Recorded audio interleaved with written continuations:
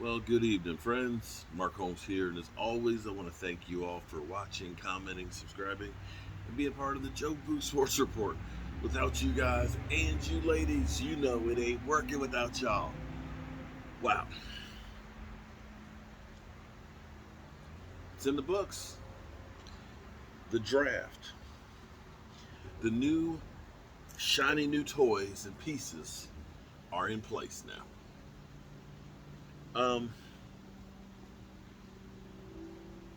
Listening to the Dan Quinn press conference, Dan Quinn sounds like a giddy kid at Christmas. I dare say that this is a new era for the Dallas Cowboys defense. And this may mean that a lot of guys are put on notice. You notice? Did you notice that? Um, I can't believe that the Cowboys actually did what they said they were going to do. That they were going to focus in on defense. And you could see that they actually mean it. Now, there's no guarantee. First of all, let's be clear here on something, guys. We had 11 draft picks.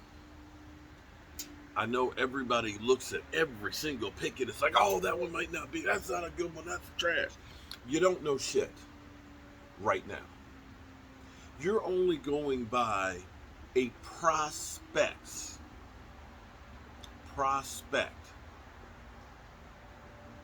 That means it's unproven.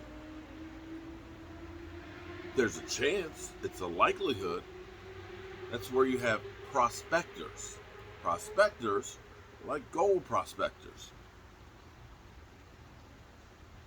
they hope to get rich. Most of them didn't. So many college players that get drafted, high and low, it's a pretty big failure rate. There's been 101 years of football. How many Hall of Famers are there in their total? Under 300 total. It's hard to find good football players. And if you think that we're going to hit on every single draft pick every single year, you don't know shit. If we hit on half of them, we're in great shape. Seriously. If we get 5 or 6 of those guys that make the team and can play, we're ahead of the curve. We look at last year and say we got CeeDee Lamb. He's a game changer. We say Diggs, really good cornerback. Gallimore, hey, he's got a push. Tyler Badish, we got a center. That was a great draft. If we can take half of those guys and do that, hey, I'm good. But what this really means is we now truly have competition. I think with Dan Quinn here, that the writing may be on the wall for some guys. That you better put up and shut up, or you won't be here. I've got guys in place that are ready to take your spot. I got young bucks.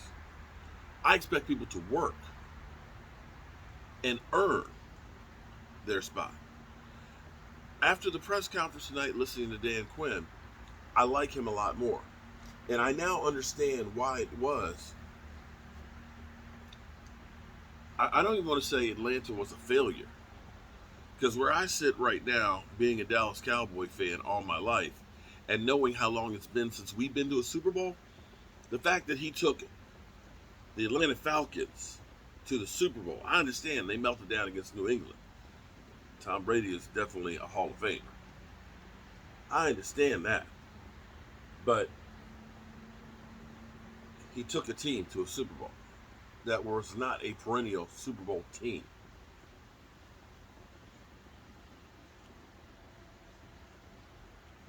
I understand what he's talking about. You know, I said in the after the press conference, I understand exactly. I worked for Wright for a while, and I was my own, had my own business, and we were building, you know, furniture stores and stuff. And we were doing well with it, but it wasn't fun for me because I had to take care of the paperwork, I had to manage the people and all that. The stuff that I realized that I enjoy is I like to get my hands dirty and actually create. I like to be there on the front lines. And I think that that's where it was for Dan Quinn with the Atlanta Falcons. You got to do all press conferences. You got to basically dilly out the work. You're not really getting your hands dirty on molding the team and the image and the guys from the grassroots. And I think he's missed that. He looks rejuvenated. He don't look burned out. He's like chomping literally at the bits. So if you are right now Jalen Smith and Vander Esch, and you look at the Cowboys signing Keanu, whoa, dude. Pop quiz, asshole. And they've already said that he's going to be a linebacker. And then you see us take our first round pick and get Micah Parsons, as well as other linebackers. You got to look and say, the fuck? Because here's the thing that's the advantage for the younger guys, especially Parsons. Micah Parsons on a rookie deal, not costing you a whole lot. This may be crazy to say this, but you hold on to Vander Esch for this year because it's already part of the equation. It's already baked in. You already said we'll revisit the fifth-year option. The fifth-year option is no option at all. That's not going to happen. You have the advantage of Vander Esch being in a contract year who's auditioning for the Cowboys or somebody else, and he needs to prove it to continue his career. If he doesn't have a good season, people will look at him and say, I'm not spending a lot of money for this. If he goes out and has a great year, maybe the Cowboys say, man, we got to hold on to him, or he can sign a big free agent deal and maybe we get a compensatory pick. You hold on to that because then he is a free agent. Jalen Smith doesn't have that advantage because he's not a free agent after this season. Jalen Smith already costs you a lot of money. And I'm not saying that Jalen Smith should go. I'm not saying that. Because right now, he's got an incentive to play well because he needs to keep his job. But here's the disadvantage for Jalen Smith. Jalen Smith has a bigger contract.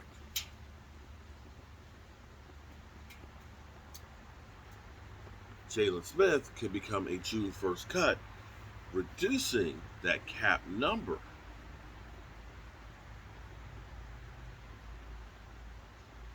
You could cut your losses with Jalen Smith and say, hey, I got Micah Parsons. Young guy. Got Keanu O'Neal. I can save some money. And see, Stephen Jones is a money guy. Stephen Jones said earlier, or last night, that we'll have competition and, might have trades in training camp. Teams that are needy. And maybe you can trade Jalen Smith in his contract, which would be great, and get something for him, or you can make him a June 1st cut, get him off the books, start your number one pick in this new look defense going now. And again, I'm not saying what the Cowboys should do. I'm trying to put out there information and thought processes. Because we know Stephen Jones is a money guy. He don't like to spend money. He's always talking about value. He's always talking about saving money. He's getting rid of people that cost a whole lot of money. So there's no way in the world that you can look at all the moves the Cowboys made and say, yeah, it's not in the back of their mind. I know we lost Sean Lee. We need to replace him. Hopefully he becomes a coach. Defensive line, that's totally different.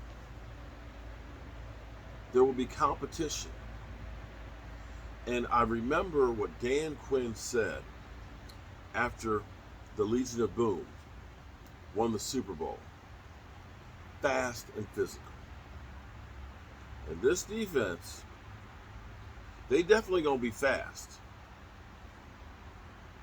And I believe they're definitely going to be physical. I know Gallimore is. And what I also loved is, oh man, Quentin.